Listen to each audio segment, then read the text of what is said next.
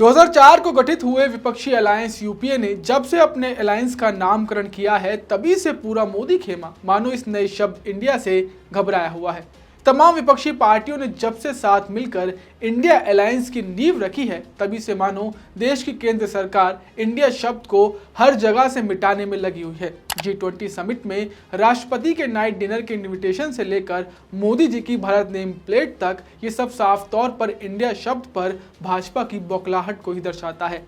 अब बंगाल से भाजपा के सांसद दिलीप घोष ने भी इंडिया वर्सेस भारत डिबेट पर एक ऐसा विवादित बयान दे दिया है जिसका पलटवार करते हुए बंगाल कांग्रेस के अध्यक्ष और पार्टी के वरिष्ठ नेता अधीर रंजन चौधरी ने बीजेपी को मुंह तोड़ जवाब दिया है। तो क्या कुछ कहा है उन्होंने, चलिए आपको डिटेल में बताते हैं। नमस्ते, मेरा नाम सुमित है और आप देश नीति देख रहे हैं।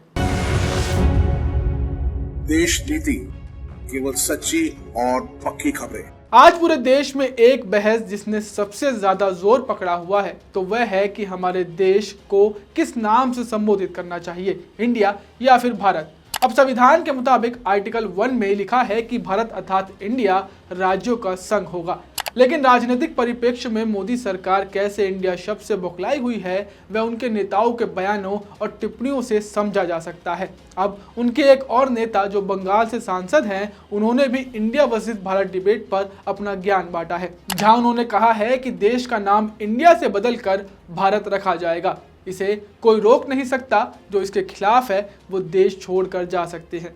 अब भाजपा के नेता कितने हाईकमान की बात मानते हैं वो इस बात से समझिए कि प्रधानमंत्री नरेंद्र मोदी जी ने ही बुधवार 6 सितंबर को केंद्रीय मंत्री परिषद के साथ मीटिंग करके उन्होंने साफ तौर पर अपने मंत्रियों को कहा था कि वे इंडिया बनाम भारत के विवाद पर कुछ ना बोले। लेकिन मोदी जी के सांसद तो रहे बैल बुद्धि, उन्होंने सरकार की बात को भी नजरअंदाज करके ये विवादित बयान दे दिया। आपको बता दें कि खड़गपुर शहर में चाय पर चर्चा कार्यक्रम के दौरान बोलते हुए बीजेपी के पूर्व राष्ट्रीय उपाध्यक्ष दिलीप घोष ने विदेशियों की मूर्तियों को लेकर भी बड़ा दावा किया। उन्होंने कहा कि हमारी पार्टी पश्चिम बंगाल में जब भी सत्ता में आएगी तो कोलकाता में विदेशियों की सभी मूर्तियों को हटा दिया जाएगा। अब आप पश्चिम बंगाल में बीजेपी के सीनियर नेता दिलीप घोष के इन बयानों से समझ सकते हैं कि भाजपा नेताओं में सत्ता का कितना अहंकार है कि वे सीधे तौर पर देश का नाम बदलने की घोषणा कर रहे हैं, साथ ही इसे ना मानने वालों को देश छोड़ने की धमकी भी दे रहे हैं। इसके साथ साथ विदेशी चीजों के बहिष्कार की बात कर रहे हैं।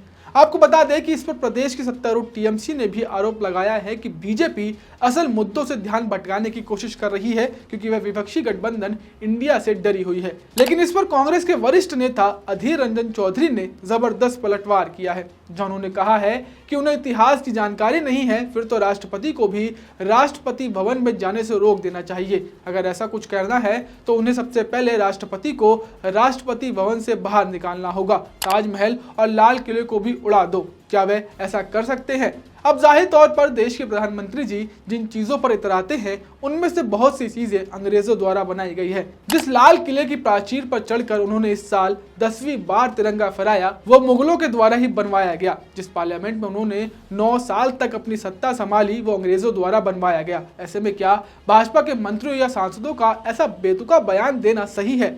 बहरहाल आपको अधीर रंजन चौधरी का ये पलटवार कैसा लगा हमें कमेंट कर जरूर बताएं। साथ ही आज़ाद मीडिया को आगे बढ़ाने के लिए देश नीति को सब्सक्राइब करना ना भूलें। साथ ही अगर आप हमें फेसबुक पर देख रहे हैं तो इस वीडियो को जितना हो सके लाइक और शेयर कीजिए। मिलते हैं आपसे अगली वीडियो में, तब तक के लिए नमस्कार। आपका एक सब्सक्राइब हमारे लिए महत्वपूर्ण है।